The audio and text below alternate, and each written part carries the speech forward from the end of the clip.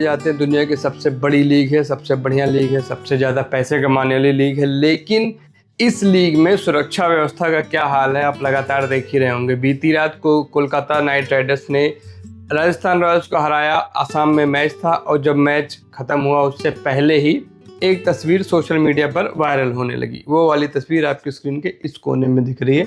रियान पराग है, इनका पैर छू रहा है कोई ग्राउंड में आके, इसके पैर में बेचारे के जूते या चप्पल भी नहीं है। बड़ा फैन होगा रियान पराग का, आया अपने आइडल से मिला, गले लगा, पैर छुआ, व्हाटएवर जो भी कुछ किया उसने। उसके पहले ये देखिए रोहित शर्मा के साथ कोई खड़ा है, ये भी सीधे ग्राउंड में ही मिलने आ गया था रोहित शर्मा से। रोहित शर्मा उस टाइम डर भी गए थे। इस आदमी ने शायद फिर ईशान किशन को हक भी किया था जाने से पहले। ये एलिसा हीली हैं, WPL का ये मैच था। WPL के मैच में ये भाई साहब घुस आए थे प्लेयर से मिलने के लिए। हीली ने इनको टैकल करके शायद गिरा भी दिया था। ये विराट कोहली हैं, KKR के ही खिलाफ मैच था ईडन गार्डन्स में। ये भाई साहब इनसे मिलने आए, 18 साल इनकी उम्र बताई जाती है। पैर छुआ, गले मिले। विराट ने इनसे कहा भी कि जल्दी से भाग जाओ वरना पकड़ लेंगे, ऐसा इन्होंने बाद में दावा किया अखबारों से। ये सब देखने सुनने पढ़ने में बड़ा भावुक लगता है कि एक आदमी, एक व्यक्ति जो है इतने प्यार से किसी को देखता है अपने आइडल के रूप में, फिर उससे मिलने का मौका भी उसे मिला। लेकिन ये मिलने का मौका किस तरीके से मिला? ये मिलने का मौका मिला कि तमाम सारे लोगों का काम रोका गया, क्रिकेट मैच चल रहा था, मैच रुका, ब्रॉडकास्ट रुका, व्हाटएवर, ये सब तो खैर होता रहता है। लेकिन ये व्यक्ति जिस तरीके से, ये सारे व्यक्ति आपको दिख रहे हैं ग्राउंड के अंदर प्लेयर से मिलते हुए, इनमें से हो सकता है कि ये आदमी रोहित का हेटर होता, इसके हाथ में चाकू होता। ये आदमी रियान पराग को नापसंद कर रहा होता, इसके हाथ में कोई हथियार होता। ये विराट कोहली के इतने करीब तक पहुंचा आदमी हमने देखा वनडे वर्ल्ड कप के टाइम पर भी शायद ऐसा ही कुछ हुआ था। विराट कोहली तक पहुंच गया था कोई फ्री पैलेस्टाइन का नारा लगाते हुए। वो आदमी बाद में ऑस्ट्रेलिया में भी घुसा मैदान में। ये भाई साहब महिलाओं का मैच चल रहा है, ये भाई साहब पता नहीं किससे मिलने यहाँ पहुँच गए। इनके हाथ में कोई चाकू, कोई डंडा, कुछ भी हो सकता है, क्योंकि देखिए हम मानते हैं कि बड़ी सख्त सुरक्षा व्यवस्था है, बहुत कुछ चल रहा है, बहुत सब कुछ जो है एकदम व्यवस्थित है, सारा कुछ चल रहा है, पुलिस लगी हुई है, बाकायदा लोगों की तलाशी होती है, लोग सिक्का तक लेकर अंदर नहीं जा पाते हैं। लेकिन हमको ये भी पता है कि लोगों के पास तरीके हैं। आप ग्राउंड में गुटखा लेकर नहीं जा सकते, लेकिन कानपुर टेस्ट की गुटखा खाने वाली एक फ़ोटो बहुत वायरल हुई थी, आदमी गुटखा खा के जो बैठा हुआ था। तमाम सारी ऐसी चीज़ें जो हम रास्ते निकाल लेते हैं अंदर ले जाने के।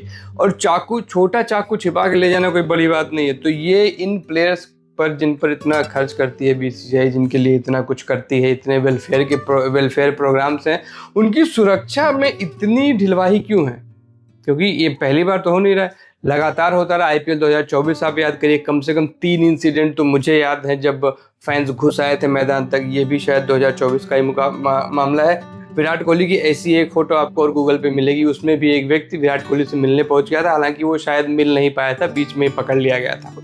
ऐसा नहीं है IPL 2025 में हो रहा है, ऐसा भी नहीं है कि ये सिर्फ भारत में ही होता, बाहर भी होता। लेकिन बाहर के बोर्ड तो गरीब है ना, पैसे BCCI के पास है, तो BCCI इन पैसों से बाड़ लगा देती है, फेंस लगा देती है। लेकिन उस फेंस को कूद कर भी लोग ग्राउंड में आ जा रहे हैं, और ये बहुत खतरनाक ट्रेंड है। क्योंकि इस आदमी का मैं देख रहा हूँ इंटरव्यू चल रहा है, लोगों को ये कोट दे रहा है, इसके इंस्टाग्राम पे रील्स वायरल है, बता रहा है, अपना एक्सपीरियंस शेयर कर रहा है प्रॉपर।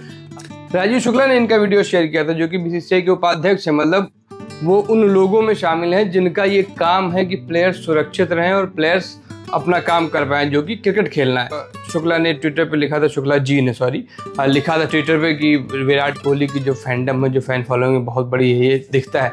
लेकिन ये दिखता है व्यवस्था की नाकामी को, व्यवस्था में जो कमियां हैं। आप चलिए, आप वॉशरूम्स नहीं साफ करा पाते, बहुत भीड़ है, कोई बात नहीं। आप पीने का पानी नहीं मुहैया करा पाते ग्राउंड के अंदर, कोई बात नहीं। लोगों की जिम्मेदारी है कि भले बोतल अंदर ना ले जाने दी जाए, फिर भी वो अपने फेफड़ों में पानी स्टोर करके ले जाए, वहाँ निकाल कर पी लें, वो अलग समस्या है। लेकिन ये तो बेसिक है ना सिक्योरिटी प्लेयर्स की। ये एलिसा हीली वहाँ बाहर की प्लेयर है, बेचारी आई थी आपके WPL खेलने, और उसको ये फैन को टैकल करी। ये रेसलिंग करने नहीं आई थी आपका, ये इसका काम क्रिकेट खेलना। ये यहाँ पे इस तरीके से आप देखेंगे। रोहित शर्मा का ये वीडियो अगर आपके पास मिल जाएगा, आप ट्विटर या इंस्टा पे खोजोगे मिल जाएगा। रोहित शर्मा किस तरीके से डरे थे इस आदमी को दौड़ता हुआ आके देखकर।